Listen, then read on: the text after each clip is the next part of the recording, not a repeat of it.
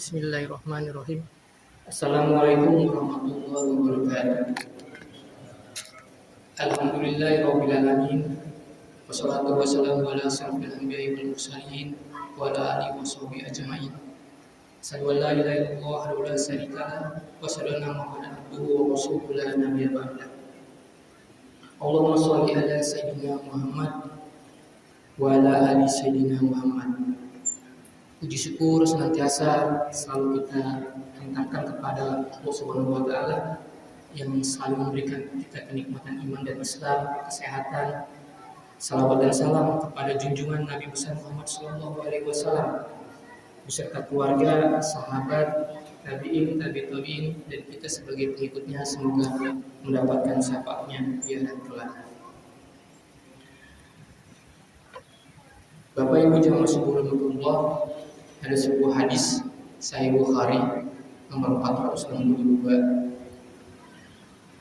Qala ba'atsan Nabi sallallahu alaihi wasallam hailal qibla najd faja'at bi rajulin min bani Hanifah yuqalu lahu Sumamah bin Usal farabatuhu bisarabi min sawari masjid faqaraja ilaihi Nabi sallallahu alaihi wasallam faqala idliku Sumamah in talaqa ila nahali qarib min al-masjid fatasala summa dakhala al-masjid faqala asyhadu an la ilaha illallah wa anna Muhammadar Rasulullah.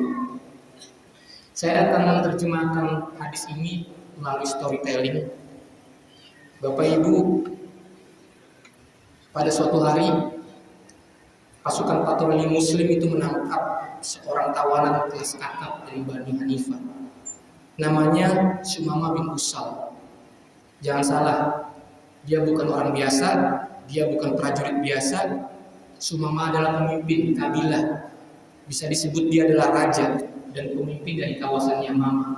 Yamamah itu Bapak Ibu sekalian, kalau di Arab, Jazirah Arab sekarang itu sekitar dekat ibu kota Arab Saudi, Riyadh, di Najd, di tengah-tengah Jazirah Arab. Sosok tiran ini yang selama ini punya rekam jejak, Sumamah bin Usal punya rekam jejak berdarah karena ia selalu membunuh umat Islam yang melewati wilayahnya. Raja ini, sang tiran ini yang biasanya duduk angkuh di atas singgasana, terpaksa ini dibawa ke Madinah. Ia diikat Bapak Ibu sekalian di tiang masjid. Bapak Ibu bayangkan, seorang raja kemudian ia diikat di tiang masjid di Masjid Nabawi. Bayangkan betapa hancur harga dirinya. Ia jadi tontonan, diikat, tak berdaya di tengah-tengah markas pasukan musuh yang paling ia benci di muka bumi.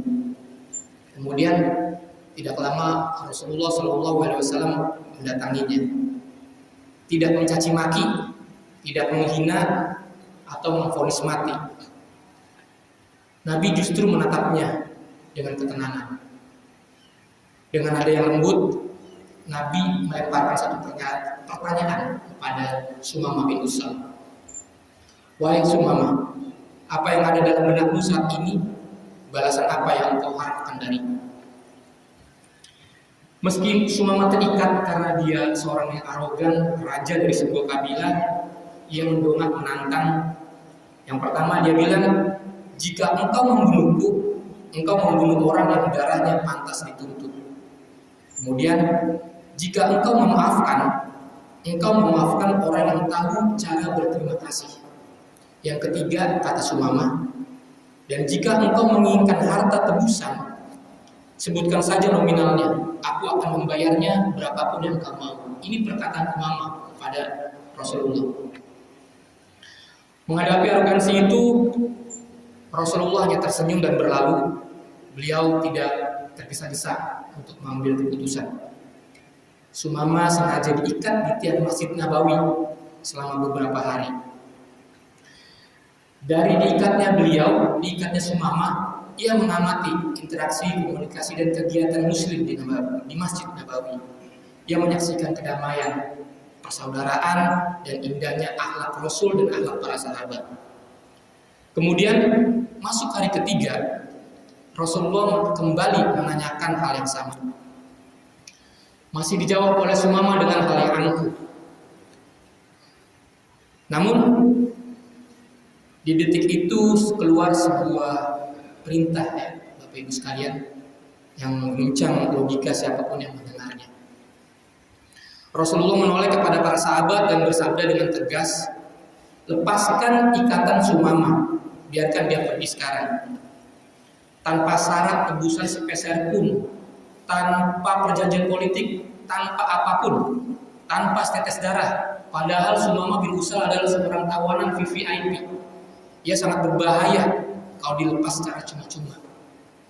Sumamah kebingungan, Bapak Ibu sekalian. Dengan langkah gontai, Sumamah akhirnya dilepas dan dia berjalan keluar dari teras Masjid Nabawi. Ia keluar dari pelatarannya. Beberapa jauh kemudian ia menghampiri sebuah kebun kurma. Dia bebas secara fisik, namun batinnya justru hancur berkeping-keping. Di kebun kurma, tak jauh dari situ dia membersihkan diri. Setelah bersih, ia kemudian kembali lagi ke Masjid Nabawi, Bapak Ibu sekalian. Ia menghadap ke Rasul. Bukan lagi sebagai tawanan yang dirantai, melainkan sebagai seorang hamba yang hatinya telah ditaklukkan. Detik itu juga ia bersyahadat. Dengan suara bergetar, Sumamah berkata, ini kata Sumamah, Bapak Ibu sekalian, demi Allah, dahulu tidak ada wajah, agama, dan kota di muka bumi ini yang paling aku benci melebihi wajahmu, agamamu, dan kotamu. Namun hari ini, demi Allah, wajahmu, agamamu, dan kotamu justru berubah menjadi sesuatu yang paling aku cintai, melampaui apapun yang ada di dunia ini, ya Rasulullah. Setelah itu, Sumamah pergi umroh ke Mekah, Bapak Ibu sekalian. Kemudian saat umroh, Sumamah diejek oleh kafir Quraisy karena ia sudah memeluk Islam. Ia diejek oleh kalangan kafir Quraisy di Mekah. Kemudian Sumamah menyampaikan ancaman kepada kafir Quraisy tersebut. Demi Allah, mulai hari ini tidak akan sampai kepada kalian satu biji gandum pun dari tanah Yamamah sampai Rasulullah sendiri yang memberikan izin. Jadi Yamamah ini daerah penghasil produsen dari gandum, Bapak Ibu sekalian, sebagai bahan makanan pokok di tanah Arab. Maka ekonomi Mekah saat itu yang dipimpin para pembesar-pembesar Mekah seperti Abu Sufyan dan kawan-kawan itu langsung lumpuh total.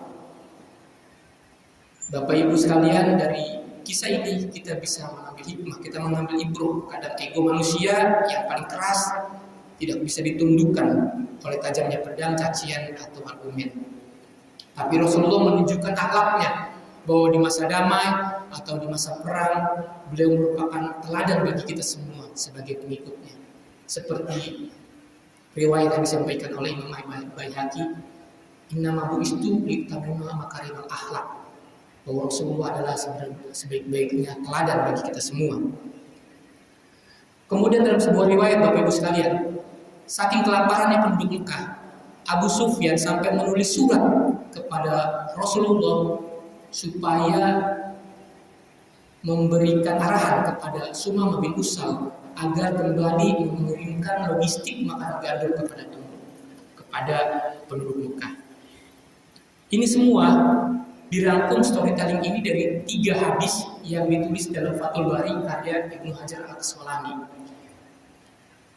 Hadis pertama yang saya sebutkan tadi adalah hadis Sahih Bukhari nomor 462. Kemudian hadis Bukhari lainnya nomor 4372 dan Sahih Muslim nomor 1764. Bapak Ibu sekalian, sahabat Nabi dan kepala suku Bani Hanifah ini, Sumamah bin Utsal al-Yamami, beliau wafat pada tahun 11 Hijriah. Tidak lama setelah Rasulullah wafat. Ia wafat pada kepemimpinan sahabat Abu Bakar Siddiq. Jadi tak lama setelah Rasul wafat, sahabat Sumamah juga menyusul beliau, menyusul orang yang sangat dicintainya. Ia meninggal, ia wafat, ia syahid saat berperang melawan Nabi palsu Musailamah al-Kadzdzab untuk mencegah kaum. untuk mencegah Musailamah al-Kadzdzab mendeklarasikan diri sebagai nabi palsu. Demikian, semoga cerita ini bermanfaat untuk kehidupan kita dan hikmah betapa indahnya akhlak Rasulullah. Kita tutup dengan doa kafaratul majlis. Subhanakallahumma wa bihamdika asyhadu an la ilaha illa anta astaghfiruka wa atubu ilaik. Allahumma fiqh ila wa tariq. Assalamualaikum warahmatullahi wabarakatuh.